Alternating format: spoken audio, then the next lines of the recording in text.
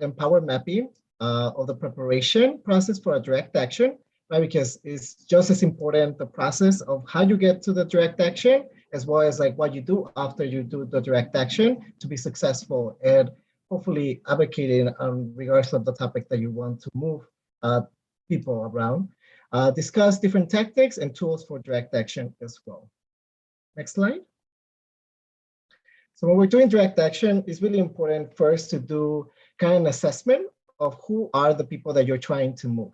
Who has the power to change the material conditions that you're trying to approach, whether it's an eviction, a deportation, or trying to get a judge right to maybe accept a bill that you're trying to pass. Next slide. Within this process, power mapping is a tool that really begins to see your opponents or kind of the individuals that are really against kind of what you are trying to change. And so we need to know what they care about. Who are they accountable to? What is the nature of the relationship? And so I give you here a little diagram that you will put your kind of the person or the company, the institution, right, that is your opponent to what you are trying to change. And kind of create a little bit of analysis about like who are these individuals, these institutions accountable to. This will give you an aspect or an understanding of who you might want to reach out around these individuals, right? That you might actually have a network with or connections to that potentially could start pressuring your opponent in regards to your ask or your demand. It's really important to do this because without really a clear opponent or target for your direct action, the direct action might not be as successful as you might want to make it, right? And direct actions take a long time to really be planned out, as well a lot of resources and time that goes through it. So you want to make sure that like your direct action is as powerful as possible with the right messaging, with the right tools, and also with the right messaging towards your target or your opponent. Next slide. Here we have another kind of diagram that I find very useful when having these type of conversations. And usually you want to do this, right? First of all, by really having directly impacted individuals, so whatever your cause is, being part of this process.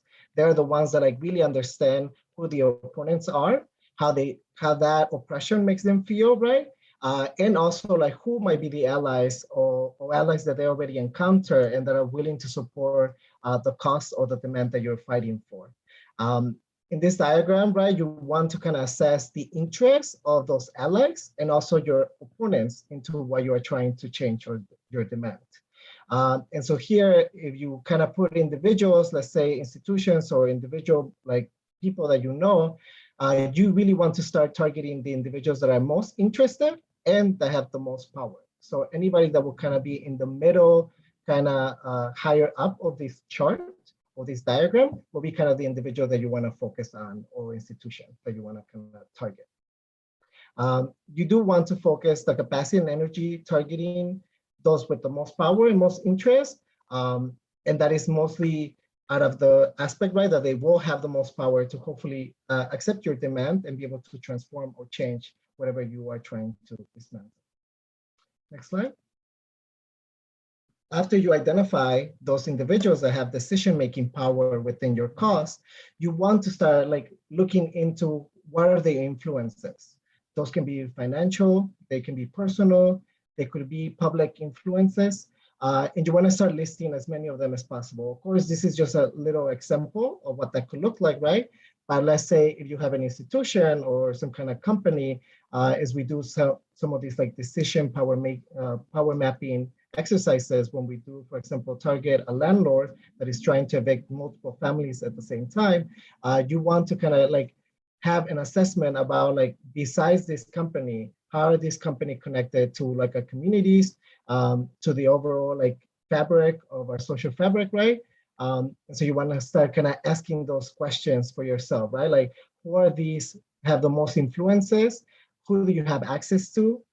Who is willing to listen to what you have to say? And who is just completely against what your demand is, right? And also making an assessment of that. Next slide. So once you determine kind of the beginning stage of this investigation or research. And I think, Aziz, you were talking about like data collection of judges, right? And I think that that's the kind of the first step that you want to do within a direct action or an organizing strategy. That is, to me, right, the first step. You need to know your target and your opponent and do some of the power mapping diagrams that I just showed you so that we can be very clear about who that target is and how you're gonna hopefully move them or pressure them. In this aspect, right, then you also want to, once you have that target, you want to meet or negotiate with that individual. You want to know how much interest or how much opposition do they have around your demand. You want to start also engaging the public and doing public education. And I'll give more examples about what public engagement can look like depending on your cause. And then after that, right, if your target or your opponent is still not like accepting your demands or your terms, you want to start doing some demonstration or rally. Start putting your allies, those that are supporting your cause, your demand, into action and put them in a demonstration outside these individuals' like office, home, even sometimes, right? So there's definitely a lot of different things that you want to kind of have a call to action within the public engagement or public education that you do in the third step. Finally, if those demonstrations and rallies, which are like tactics of direct action, you want to kind of continue to escalate that direct action and potentially do a direct action that takes a little bit more into account, not only using tools like physical tools, right? And we'll talk a little bit about that later on, but also talking a little bit about like the risk of arrest. As you all might know, right, like direct action does not want to be revolving around getting people arrested, but sometimes we do out of the act of doing a civil disobedience act, which is sometimes part of a direct action as well. And then hoping by that, like after those direct actions that you do, hopefully there's a policy change or your demand is accepted by your opponent, and you can actually start the process of implementation, which I think is also an important step within the process of organizing, right? We cannot just get the win and pretend like the system is just gonna adapt itself and reform, but that in itself, it needs to be implemented and we need to have like community oversight about how that policy will be actually implemented into our communities. Next slide. So organizing strategies. The strategy, right, is the one that we're choosing is to ground our circumstances in which we want to engage our target. And strategy means looking at the bigger picture, knowing who has the power to make that decision, and concentrating the right resources at the right place and at the right time.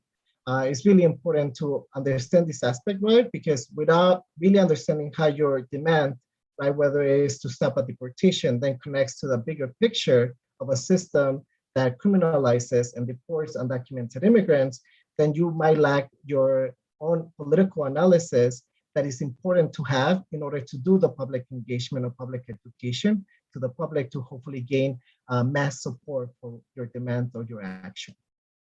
Next slide. At any point, also feel free to voice any questions you might have, either on the chat box or by going on mute. How do we create people power? We need to have a very clear what and why. That is your messaging, right? What are you trying to demand? What are you trying to change? And why are you trying to do it? And hopefully that is part of the process of involving directly impacted individuals within that demand in itself, right? They're gonna know the why very clearly, and you're gonna want to use that in order to really create a mass support around your demand. You want to both like broadly publicize that messaging, right? And that might mean engaging with the public, engaging with media, sharing those resources, doing a mass training and organizing. You want to get individuals involved into your action or your cause, and you want to give them the tools and the training to also know what their role could be within that process or within that strategy.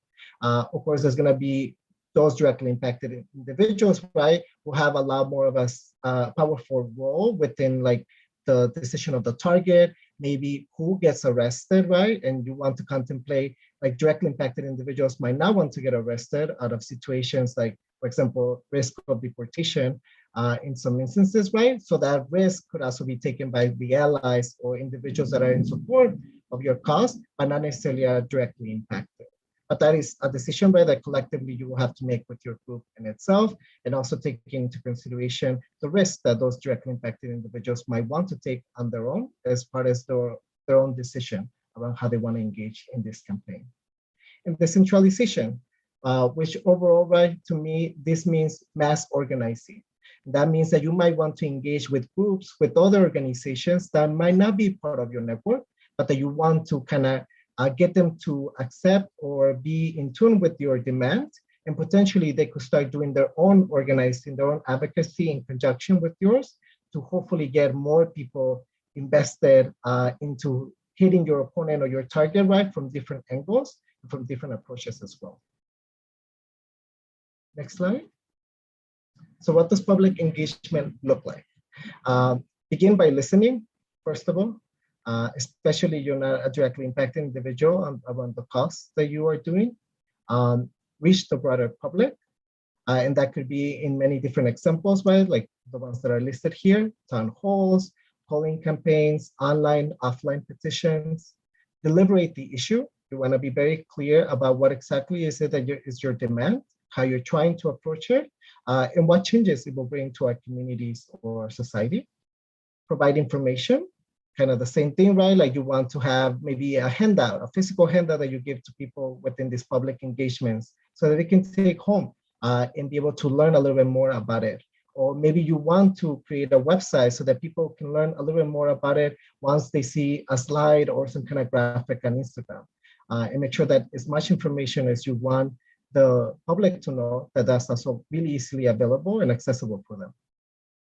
And encourage them to take action. That could be making a phone call. That could be signing a petition online.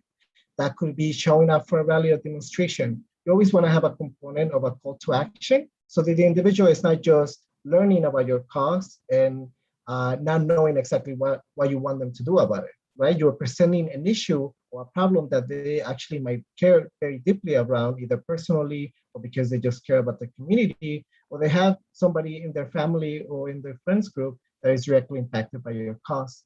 So you want to make sure that there's always a clear call to action and start with something small, right? And as people become more and more engaged, you can give them a bigger role as they are showing you that they have more capacity and more intention about being participant within the campaign in itself.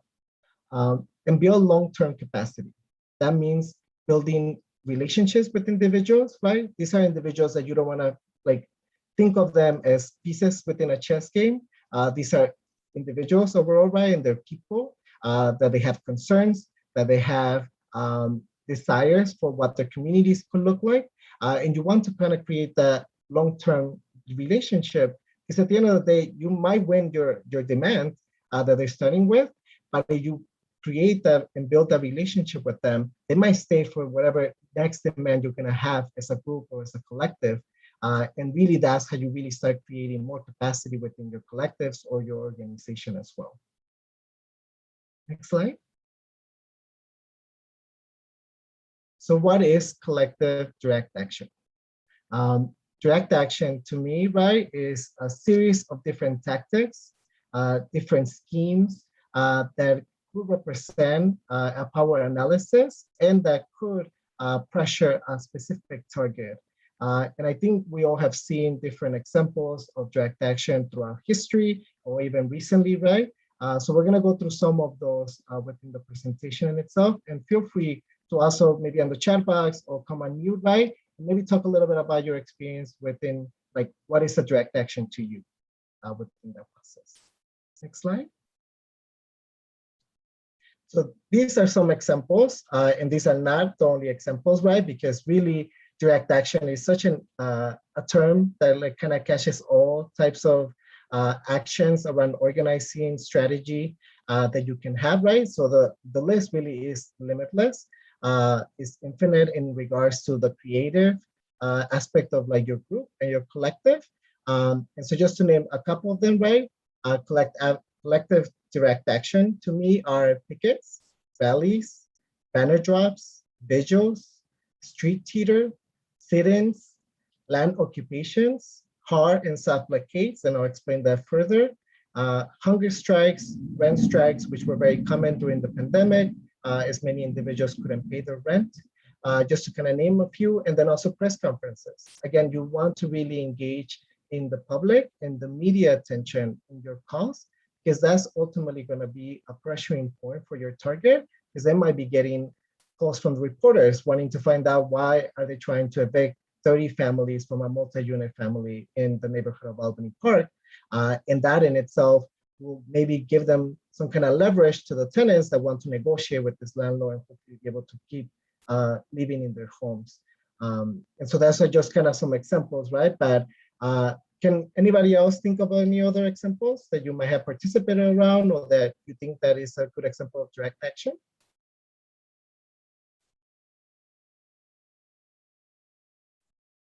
No worries. Well, we'll continue kind of looking into that. I was gonna maybe see if anyone else is gonna say something first. I think that I've definitely done been a part of a bunch of the defund CPD kind of marches. Some of them were rallies and a lot of them were rallies and then it turned into marches. Definitely did, I think with that Coalition to Decarcerate Illinois, I think that was a hard blockade because we used our cars to stop the traffic. And that felt like we were a small group, but kind of made a lot of commotion in the space. I haven't ever participated in a hunger strike. I really want to do a banner drop. That's something we've definitely been talking about, but like thinking about like, where do you do a banner drop? So it's like actually makes sense and strategic. And street theater sounds really interesting to me.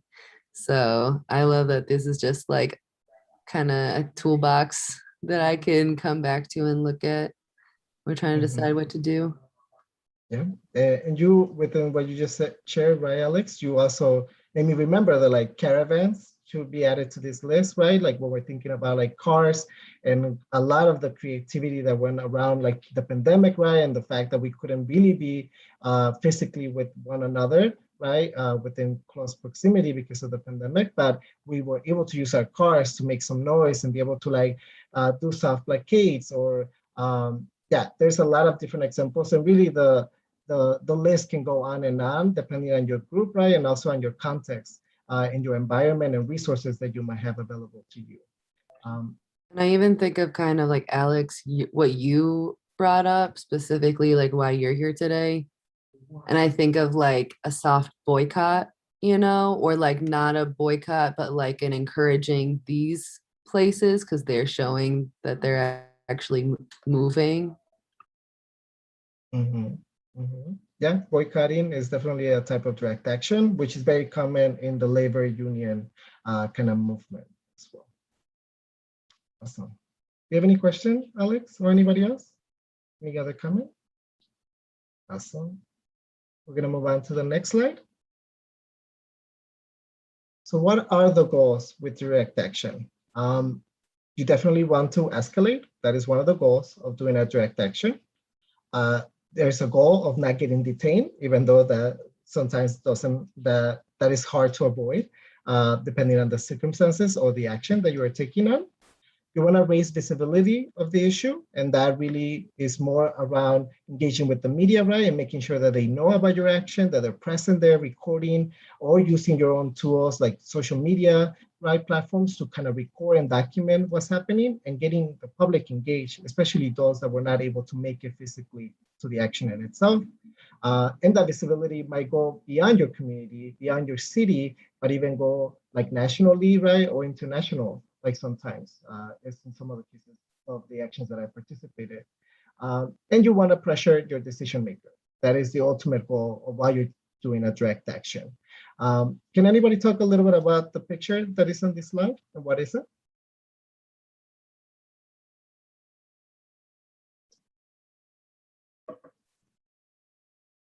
That is a picture of Rosa Parks when she denied or she rejected the idea of having to go back to the back of the bus where back then individuals that were Black needed to go sit.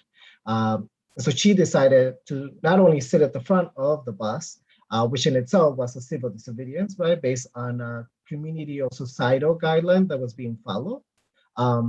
But she also ultimately, when she was asked to sit in the back of the bus and move, she also denied that demand.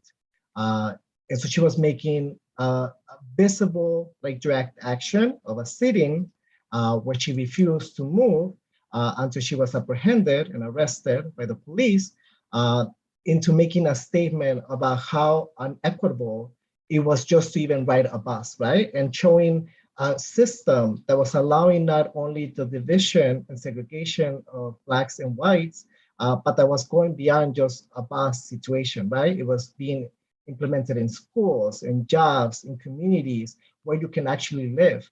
And so this action in itself, in my opinion, was one of the starting points of the civil rights movement that eventually were led by individuals like Martin Luther King, Malcolm X, that really changed what the aspect of racism or segregation and Jim Crow looked like in the United States, that overall gave the United States also the attention of the whole world as we continue to discuss like racism within our society and how embedded, unfortunately, is within the process of the creation of this country. Just to kind of give you an example, right, of like how a small little direct action of somebody, of just one individual, could actually like create a ripple effect that could bring like transformative change. And that is kind of the ultimate goal of a direct action, right? To give that aspect of hope to individuals and also agitate them so that they themselves start taking this type of risk and start refusing to accept societal guidelines that are unequitable and that are not fair based on the fact that they are created by individuals of power. And those individuals in power tend to like tendencies of white supremacy or other oppressions, isms that you want to fight against. Next slide.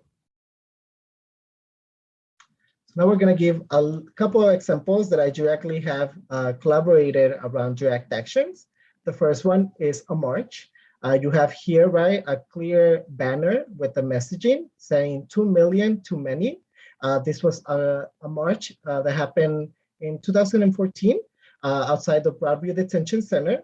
And it was the messaging around the 2 million too many, right? It was calling the current president at the time, President Obama, around the 2 million deportations that he had already done through his administration or throughout the first 2 years of his second term from 2012 to 2014. And so we were kind of doing that to activate and also get like media attention, right? As we continue to call out for the end or the stop of deportations under the Obama administration. The other example on the right is a banner drop that the Autonomous Tenants Union did in Little Village in a building that was bought by a company called Barnett Capital that gave all the 20 tenants that lived in the building a 30 days notice after they buy the building, telling them that they needed to move out. Or that they were going to start an eviction court process to get them evicted, because the only person that can actually evict you is the sheriff's office. And so within this banner, right, you have a very clear kind of messaging. There's two banners. The first one, right, saying that like our neighborhood is not for sale, el barrio no se vende, and to call out like a process of how Barnett Capital is actually implemented and supporting the process of gentrification and displacement of our communities. And again, that is part of why you want to make those analysis, right? So that your messaging is very clear and your target understands why you're also targeting them as well. Next slide. You were a part of both of these? Yes. The march was with OCAD, and the banner drop, I actually designed that banner, and I was one of the ones that like did the banner drop. I was in the fire escape like letters, which I'm not afraid of heights, so that worked out to me. That's amazing. Next slide. Other examples of direct actions, right, that we have discussed are press conferences. And press conferences are, in my opinion, kind of one of the low risk kind of direct actions that are very, very successful at getting your messaging out there right, and also pressuring your target. Here we have an example of a press conference that we did of community support for a member that had an ICE check-in. So we're actually outside the ICE headquarters here in Chicago, which is located on 101 West IDV Wells now, not Congress. And we had individuals like waiting there, right? Like community support, waiting for this individual, not only to go inside the ICE headquarters for his check-in, where there was potential that he might get detained by ICE, right, and put in deportation proceedings or in the detention center. And so the community stayed behind below outside the building, right, screaming and waiting and letting ICE know, right, that we were not gonna leave until our community member was released and be able to go outside this building and hopefully avoiding his detention. And this, of course, like increased media attention for the case in itself, right? The individual, the directly impacted person that had this ICE check-in was able to tell their story and be able to talk about why their deportation could like bring not only many changes to their families, right, but also their community, and to showcase that deportations are an aspect of, is an issue, right, that addresses not only an immigration system that, in my opinion, is broken, but that it also like shows that deportations are a form of oppression that are displacing our communities, right, one by one in a way, and that unfortunately just based on whether somebody has citizenship or not in this country. The example on the right is also a sub-blockade that we did outside the ICE headquarters. So in the back of kind of the picture, you can kind of see the building that is also in the press conference picture. This is a sub-blockade, meaning that we did a blockade where we were stopping traffic. This is an IDV Wells like street, which as many of you know, right, is a very busy street. It also connects to the highway. And so here we have a sub-blockade where individuals are just touching their hands, right, holding each other's hands and arms to kind of make this human chain that prevents the cars from going forward. Of course, this is risky of its own, right, because you never know how those cars or those drivers are going to react to you. But there's always going to be a team of caretakers and individuals that are doing their job right and their roles to make sure that those taking like the risk of making the sub-blockade are as safe as we can make them. And in my experience, I have never had any encounters with drivers that are very like antagonistic towards this type of actions. But as we have seen in other examples last year and even before, there have been moments, right, where like white supremacists will like go and drive their cars through protesters or individuals that are doing a direct action. So that risk always exists there. And the reason or the difference between a soft blockade and a hard blockade is that the soft blockade does not have any physical equipment. We'll talk a little bit about equipment in the upcoming slides. It looks like y'all are like, it looks like y'all are like shutting down just like a small section of this road, because I see the people that are like standing behind and they're like on these huge ladders. Yes, I don't believe I have a picture of that, which I should have put that. But so the sub-blockade was preventing the traffic from going into the street, so that the actual hard blockade, which you kind of see in the back of this picture, which it is individuals using ladders, using PVC pipes, and even like concrete boxes that we design ourselves in order for the hard blockade to take place, which it took hours for the Chicago Police Department to take everybody down and arrested, which of course it only meant probably that for hours IDV Wells, so Congress back then was blocked or cars couldn't go through it for hours, which of course created chaos, and the media like really loves when that happens, and it gets your messaging out there as well. I can look for another image for this action later on, but you can also find them at OCAD's like Facebook and website.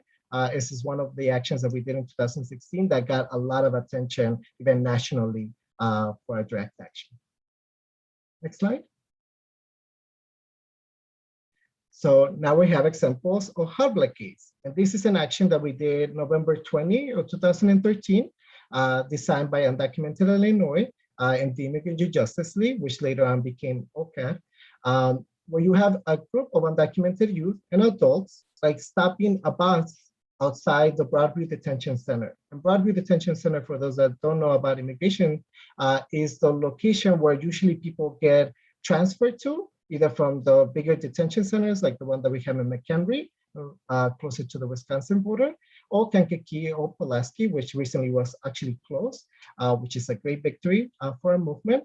But then individuals get transferred to Broadview to then get transferred to O'Hare, where they usually get into a plane, right, and are deported to the countries of origin. So here you have a bus full of undocumented immigrants that are going to be, that are traveling from Broadview Detention Center to the airport or to O'Hare, and you have a group of undocumented youth and adults like stopping the bus, right? And the way that we did it, it was by using a hard blockade direct action, meaning that we had PVC pipes. You have a banner, right, that is gonna clear our messaging saying like now one more, meaning now one more deportation. And you have individuals even tying themselves with chains to the actual tires of the bus to prevent it from going anywhere. This, of course, right, was a moment not only that was the media was paying attention to it, right, but that also provoked a series of different direct actions across the nation in similar instances where people were stopping a physical deportation during this time where deportations were highly increasing during the Obama administration, who still to this day the deporter in chief. He is the president that has deported the most undocumented immigrants during his presidency. Next picture. So what does it take to do a direct action?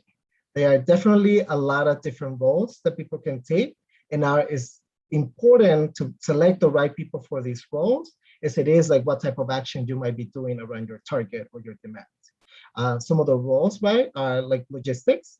So those are the individuals that are in charge of thinking about the best strategy, how to implement the action, obtain necessary materials, making sure everything is feasible and within the resources that you have. You want to have chant leaders, which really are the individuals that are making noise while your action is happening, right? Again, with clear messaging, with clear chants that individuals can also engage, even those that are not taking part of the actual direct action, but might be just their supporters as allies, right? As you saw in the picture that we just saw, it wasn't just the individuals that were stopping the bus that were there, but there was actually a lot of community support on the sidewalk and on the street to make sure, right, that also this bus driver wouldn't do something that would become even more chaotic. And so wanting to have witnesses or community support is just as important, and you want to engage them as much as possible through your direct action, because some of them will sometimes last for hours, right? So you want to kind of keep them interested and not allow them to disengage, and after they might leave even when the direct action is not fully done or completed. You want to have caretakers. Those are the individuals that are making sure the participants of the direct action, whatever that might look like, are emotionally and physically well before, during, and after the action. It's a very important role to have, and that sometimes organizations don't think about, but that in my experience, right, is a role that as OCAD and as ATU, we highly prioritize to determine who will kind of do those roles. And also making sure that we have at least a caretaker for at least every 2 participants that is taking part in the direct action. Usually the rule of thumb, right, is to have 1 caretaker per person that is participating, depending on how large your direct action is or what type of risk that individual might be taking in itself. You have those peacekeepers, which are attending the individuals, the community support, the witnesses that are around your direct action. They're making sure everybody's keeping safe.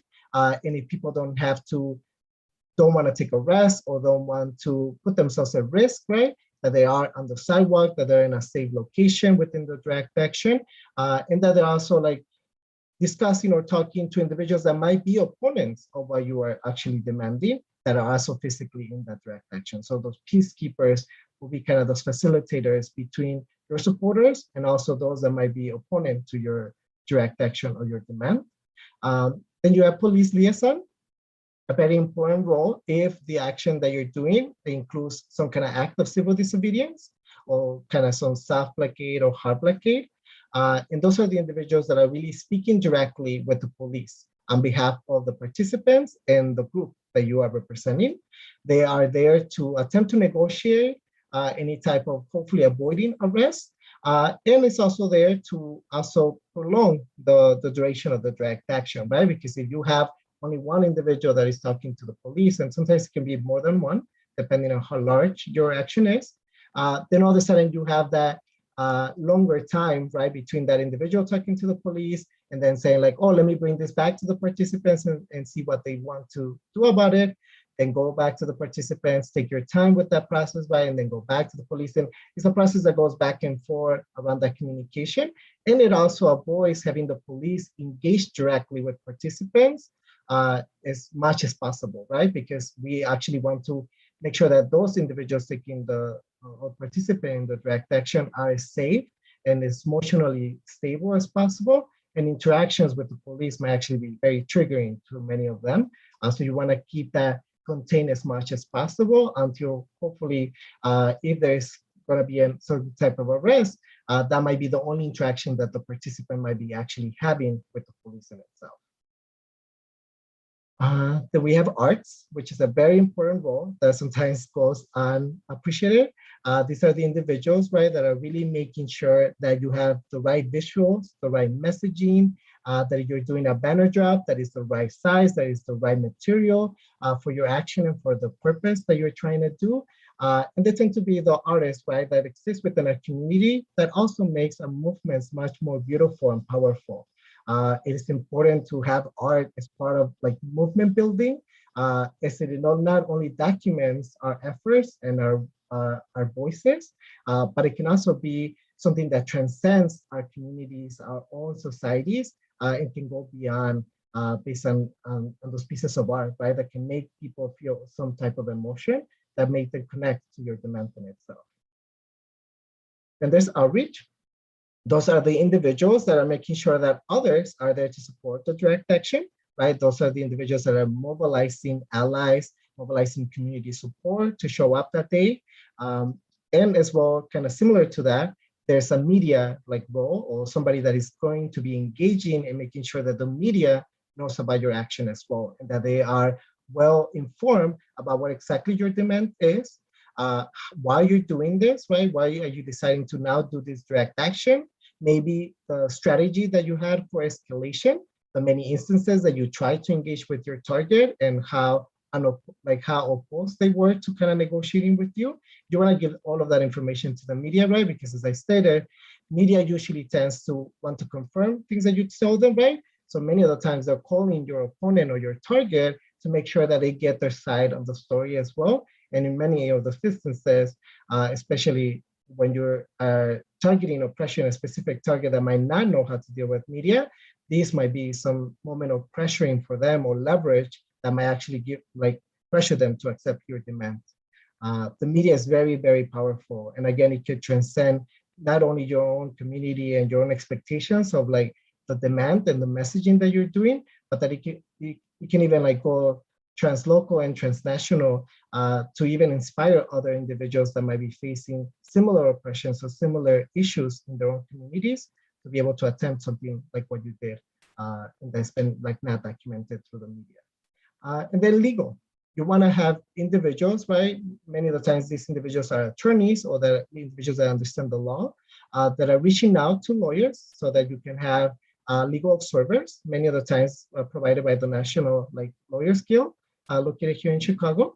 And also for participants to be aware of what the risk is for them to participate in a direct action, to hopefully do before the actual action happening, to do an assessment which in each individual about what that risk might look like for individuals, and also making sure that if they are going to be taking arrest, that if somebody has a criminal record or has been arrested before for any reason or has no immigration status, that all of those things are taken into consideration to give a real assessment to that individual for them to understand what type of risk they're taking, not to tell them to not participate. You never want to do that, especially if that individual is a directly impacted individual, right? they ultimately should have the discretion about whether they want to participate or not, but you want to give them as much information and assessment around what that will look like for them specifically, so that they can make the determination with all the necessary factors in mind as well.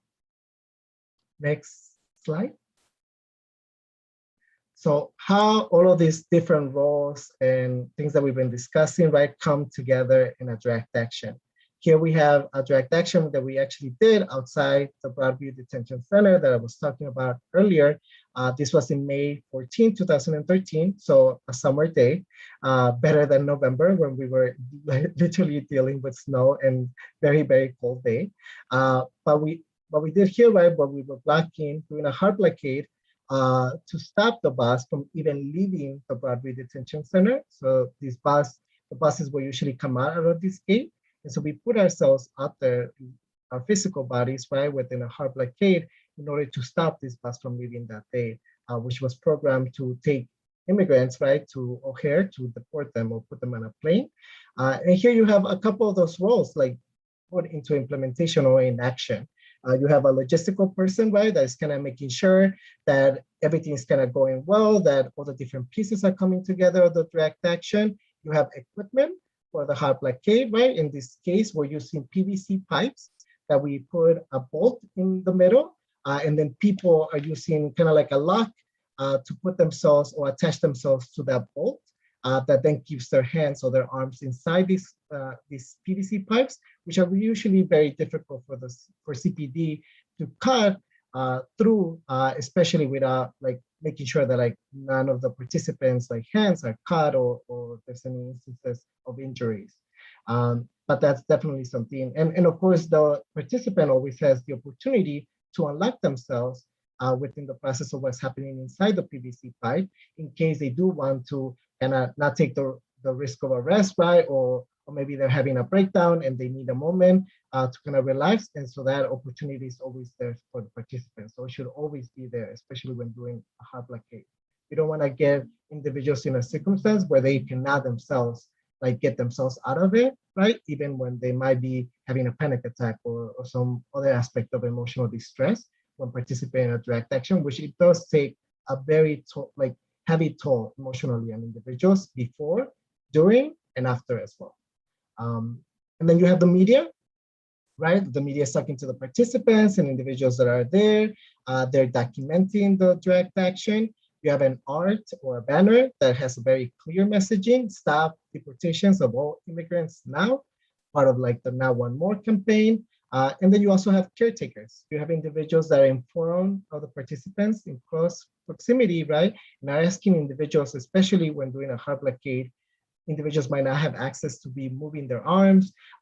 Maybe they need to be like, they need some water. Maybe they have an itch on their nose, right? And the caretaker needs to kind of help them out with that.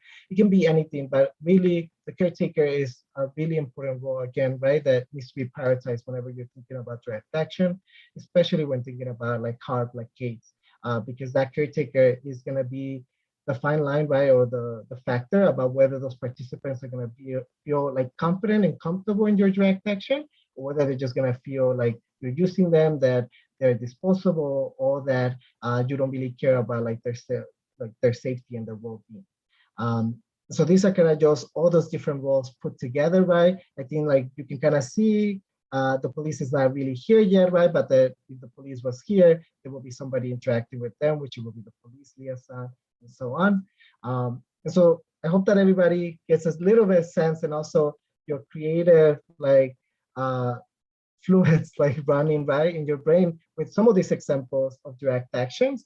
But again, as the next slide will say, the value, one of the values of OCAD, right, is that we believe in the infiniteness of our imagination.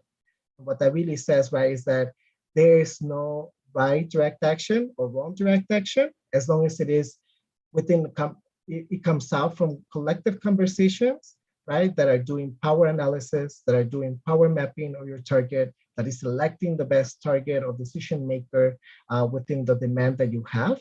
And then truly from there, right, as long as you are prioritizing and centering those directly impacted by the issue that you're addressing, then the creativity is only the first open to doing a successful direct action, and then putting on the logistical work, right, to then select individuals that are going to be participating, what roles each people will be taking, what type of community support you want to have for that direct action, and also an assessment of the risks that people are willing to take depending on what type of escalation you're trying to do, right? Because many of the times, this might not be the first action that you're already doing around this target, but it should be always kind of like an escalation to hopefully get to a pressuring point for that target to accept your demand. But with that, it's 4 p.m. Open it up to see if there are any questions. I'm sure that we can dialogue for another 30 minutes or so for that. Do you want me to stop sharing the presentation then? Yes, thank you. Antonio, thank you very much for sharing. It was just really nice to get a comprehensive overview of this, this toolkit for different types of direct action. I was more curious if you could explain maybe some examples of call-in campaigns, because that sounds like something definitely lower on the escalation chart. It's maybe something more proactive. And so I'm just curious if successful or maybe even unsuccessful examples of that you've seen in the past. Yeah, calling campaigns are very common within the work of ATU, the Autonomous Tenants Union, right? Supporting tenants during eviction. We tend to do call-ins that are very successful at getting the landlord's attention, right? So when you have even just 10 to 20 people calling a landlord's like phone number or even calling their offices, and all of a sudden they're not able to carry on their business as usual, that is usually very successful at getting that landlord to then either want to sit on the table to negotiate with the tenants, or to also completely give up on their demands and hopefully be able to avoid the eviction in itself. We've done calling campaigns around that. Those are very easy to kind of do. All it takes is like a quick graphic that you can put on social media, a Facebook event that you can invite your network to, or your supporters, and then clear instructions around call this number, and here's your script that you want to kind of follow, saying the demand very clearly, and who your target is, and making sure that that messaging gets out there. Those call-ins are very successful. We've done call-ins for ICE as well. Those tend to also have an influence around how individuals are, whether detained or not. But there's usually, for that type of calling to be successful for ICE, then you really are looking for more mass calling. So you're talking about at least 50 to 100 people calling ICE, because then that's gonna really be something that they notice, just because they're a much busier institution, or they have a lot of resources and employees.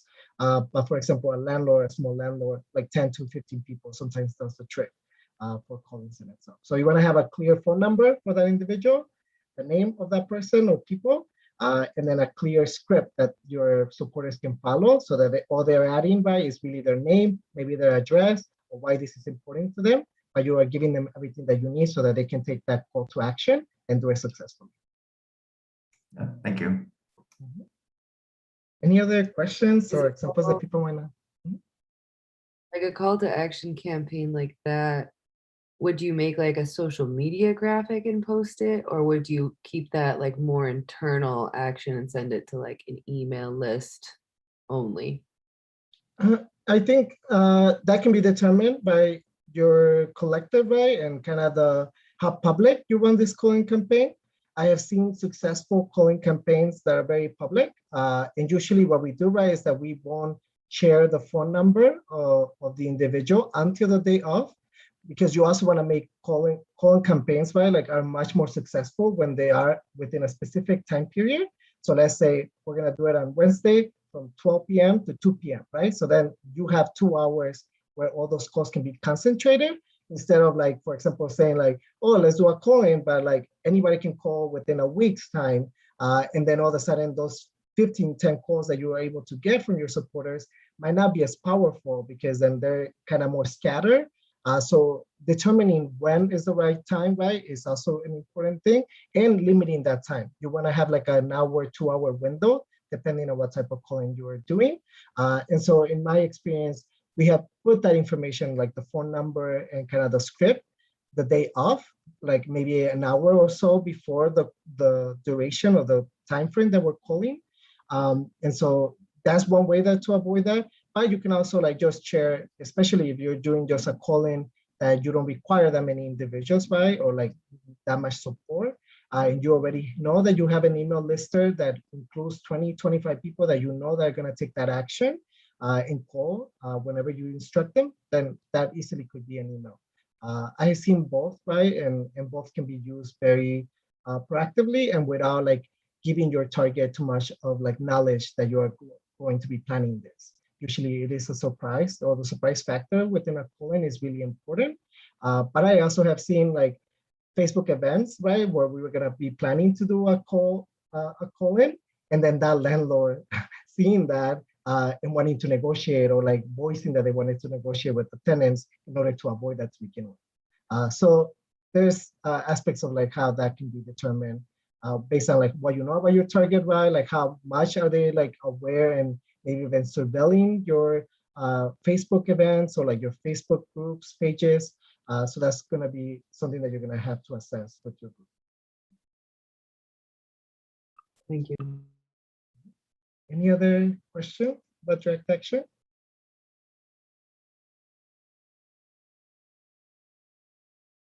You see there's something on the chat. Sounds good.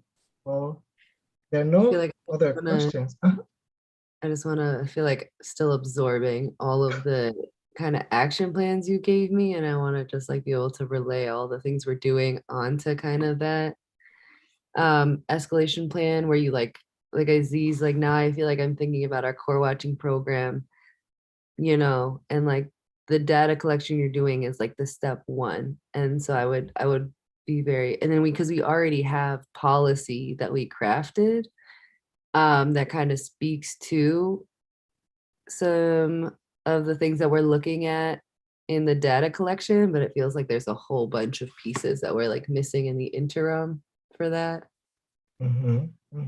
Yeah, I think like one of my suggestions, right, for that is like when you're doing data collection, it's really important to make it accessible, right, and simplify it as much as possible. What is it that you're gaining from this data collection, right? Like what is it that you're able to prove or manifest within like numbers, whether it's quality of the work being done by judges or the quantity of cases that they're doing, how fast they're doing them, right? Like there's instances that your data collection will actually give you information that you want to give to the public. And that could be given in a public engagement event, right? Like a town hall, also kind of press conference, or it can be an easy like graphic that you can share on your Instagram and your social media platforms to all of a sudden start getting public engagement around the issue that you're addressing, which it sounds like you want to address like certain judges that might not be good judges, right? And that we might want to get them voted out. And so that could be like the beginning stage of them like determining then after we give that information and people are engaged, how do we want to continue engaging them? And that's where your calls to action or direct actions will come in handy in determining which one makes most sense based on the where you are in that line, right, of escalation for your target.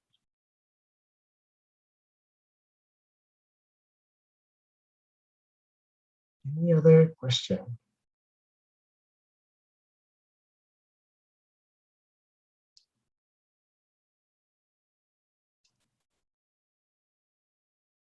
Sounds good. We'll make sure to share the presentation with those that are here, right? And I think maybe we can even have the link on the YouTube channel when the presentation goes live in there.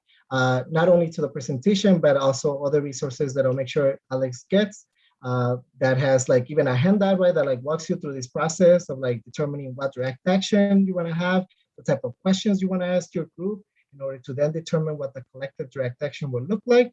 And then even assigning roles to individuals. So there's like really a lot of different handouts and information that are out there that many organizations have put together that are really good to just kind of have, right? And kind of put together the direct action that you want to do and be successful at it. It is something that I didn't discuss too much within direct action, especially when doing like a hard blockade or some kind of demonstration that does involve arrest of participants. Is the importance of having community support for those individuals until they get released, right? So if they are taken to a police station, to know what police station they're going, making sure that as many of your community support that showed up to the demonstration, that they actually show up to the police station, right? And kind of wait for the individuals to be released, similar to that picture of the press conference of the individual that had an ICE check-in. It's really important to kind of make that assessment. You want to have also like a group of like maybe a legal team already of attorneys that are ready to bond people out if they're going to get bail or anything else, or just get released based on the fact that they're just exercising their right, the First Amendment rights. And so that's going to be another concentration of like making sure that you have a plan not only before, right, or that you're planning the before process, the actual duration of the direct action, and you're engaging in it, and you're having all the individuals that are taking roles, participating, and all the way to the after, right? Like the release of those individuals that got arrested, or even if nobody got arrested, making sure you debrief with your group and with those that participated in the direct action, like how successful was it? What could we do better next time? The plus and deltas of that direct action, right? So that we can then determine what worked best, what made people feel uncomfortable, so that we can avoid it in the next direct action.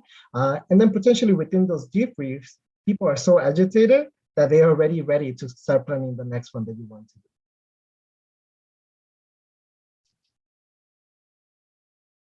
Awesome. Any more questions? Or reflections? Oh yeah, or reflections? I guess I do have one question. So in terms of media, have you found, like how far in advance do you usually alert the media? And then how does that vary based off the type of direct action? Very good question, Katrina. Really for like direct actions that are gonna be most likely having some type of arrest or risk of arrest, right? Like a hard blockade, soft blockade. Usually those press releases get sent the morning of. And so you want to like hold on to that media release until you're like pretty much like have all the materials, have everything ready, right? Like all the participants have like already practiced a couple of times about what they're gonna be doing or how the blockade is gonna go, and then sending the media release. You also want to start creating better like long-term relationships with some media reporters. If you have those relationships, then you're able to give them a heads up even further than like one day, and kind of give them the exclusive right behind the direct action. So that's been like kind of my experience of it. Some other direct actions, like for example, let's say a rally or a march outside ICE headquarters, right? You actually want more public like announcement and more public attention before the day off, right? And maybe you're doing this also like through Facebook events or anything else. So you might want to start sending that press release at least two to 3 days prior, and getting the reporters to start asking questions about what you're doing there, maybe start engaging with it, and then making sure that they commit to showing up that day off. So really like it depends on the process of like how much secrecy or surprise component you want to have within your action, and then also like whether you have or not have those personal relationships with certain reporters that you can kind of trust them and give them more insight before you kind of give it to the overall like media like world, when you send your mass media release to any reporter you might have contacts with. Thank you. Mm-hmm. That's a great question. I love it. There's so much more that we can keep adding to the direct action training.